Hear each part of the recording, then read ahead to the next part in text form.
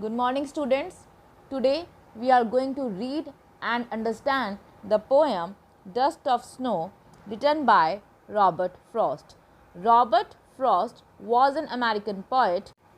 He was famous for the way he wrote about rural life in America in the early 20th century. So let's start the poem Dust of Snow. The dust of snow means the fine particles of snow. Okay. The first stanza of the poem says, "The way a crow shook down on me the dust of snow from a hemlock tree."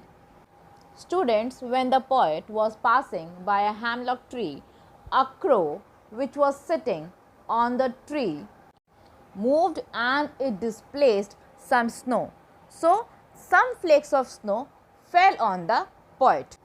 How did the snow fall on the poet? By the movement of the crow. Now let's look at the second stanza of the poem.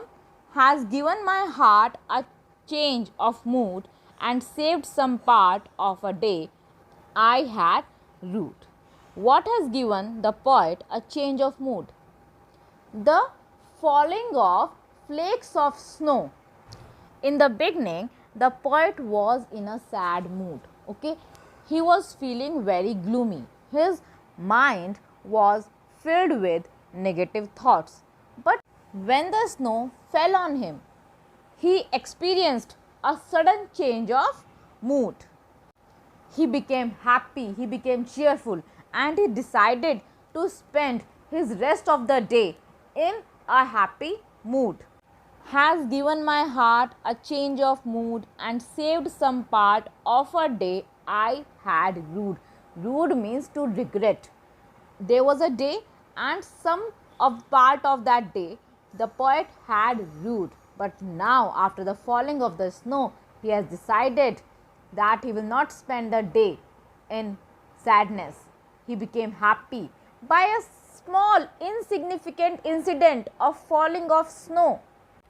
What does this show? This shows that nature has a great power to make us happy. Students, this poem is based on nature. The snow, the crow and the hemlock tree represent nature in this poem. Nature is the most favorite subject of the poets.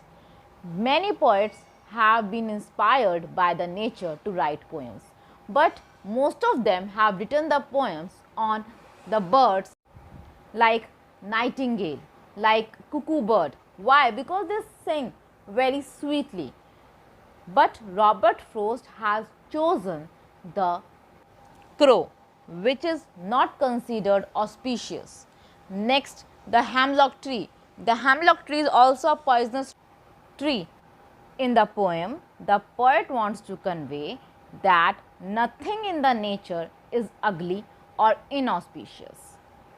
When we come in contact with nature, we experience joy.